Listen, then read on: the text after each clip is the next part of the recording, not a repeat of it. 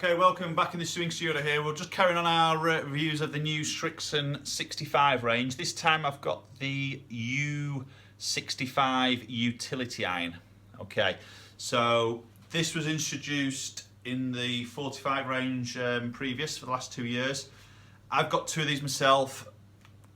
Awesome, absolutely awesome. As you maybe know, I've always grown up as a long iron player. Fairway woods hybrids have never sort of, they've been in, but they didn't stay long in my bag. These are just like beautiful to hit. Forged head, you've got that iron sort of appearance behind the ball, but you've got that little bit of a hybrid help. So you can see a chunkier sort of sole, bit more weight pulled back here. Obviously a little bit hollow behind there, but just so forgiving. So some golfers do prefer that more iron ball flight, trajectory that they get. Sometimes with hybrids, it just pops the ball up higher and it's ball flight, which is what it's designed to do. But some, maybe maybe this is more aimed towards the sort of lower handicappers might just want to see that more penetrating ball flight. So it's a really good option off the tee for some tight par. 4 tee shots or whatever, we're just trying to get a bit of control, or if it's windy, to see that ball flight a little bit more penetrating. But obviously it's far more forgiving than a traditional sort of 3-iron really. So, got to hit a few shots. This comes as standard in a Miyazaki graphite option. Obviously you can get steel through custom fit again. And personally I've had the graphite in I carry an 18 and a 20, so a 2 and 3-iron. You also do this in a 2, a 3 and a 4-iron option. But the graphite, it just makes it a little bit easier on your miss hits, just create a little bit more speed at the bottom here. So that's a bit more of a feel thing and maybe what you like to prefer in terms of the feel. But I'm going to hit a few of this. This is the 20 degree, which is the 3-iron option here. Okay. As I say, when you project that down by the golf ball, it's just a thicker top line, but it's more of that iron. You've still got the forged head that you get in the other Srixon irons, but you've just sort of seen a little bit of that back edge just sticking out. We're just going to have a little close-up of this. Okay, so there we are in playing position here. So you can see fairly thickish sort of top line, which you're generally going to see in a lot of these utility driving irons. Tough to see it because it's got a polished back, but you can just about see the back of the club just sticking out a little bit there. If I just turn that around a little bit, you might just see that. But as you can probably appreciate, it's still pretty smart, clean, crisp look of the club behind the ball. Switch it around to this position, just get the back view of the iron. Okay, there we go. There's that sort of chunky back part of the club, which really provides that bit of forgiveness. Just move it around to this position, just see the front edge. Yeah, beautiful looking golf club. Okay, let's hit a few shots.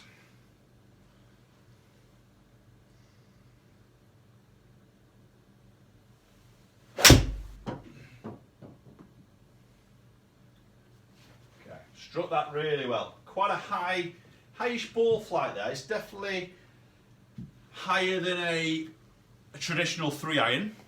Okay, I'm seeing it flight up a little bit more, but it's also definitely lower than like a hybrid club. Okay, so it's sort of sitting in between here.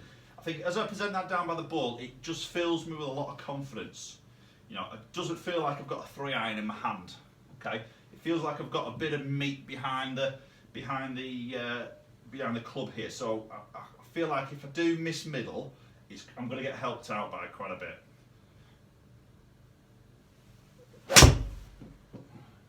That was an awful strike. It's not going to help me that much. Okay, that's just a poor strike there, really heavy contact. So there we go. Let's try and put a half decent swing on this.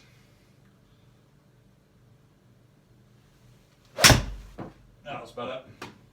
That was a really nice strike. Nice ball flight.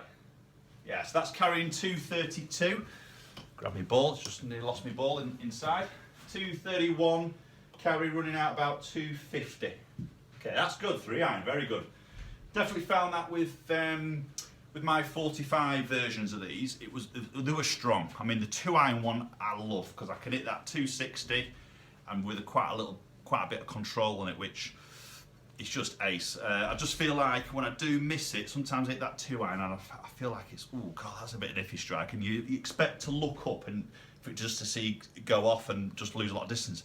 It still goes. It's a really good club, and that's why I like it so much. It really helps me out.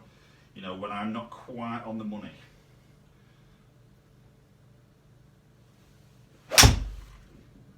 Ooh, that's a bit of a left one. Struck that well, just shut the face on that. Okay, let's try one more.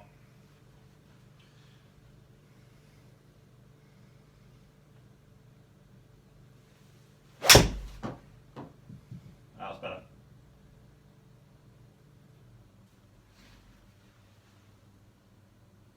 Yeah, carrying about 227.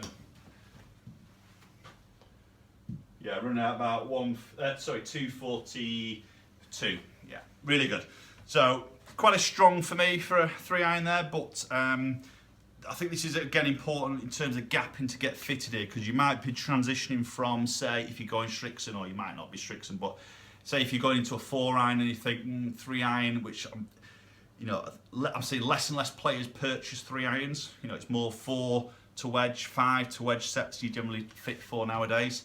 These are really sort of just crossing over into that, keeping that iron look, that iron ball flightish, but just so much more forgiving. So I think it's important to get these gapped properly into your set, because I am finding these are quite strong, quite fiery, just because of the nature of the head. The more forgiving the hollow, you know, it just booms that ball out there.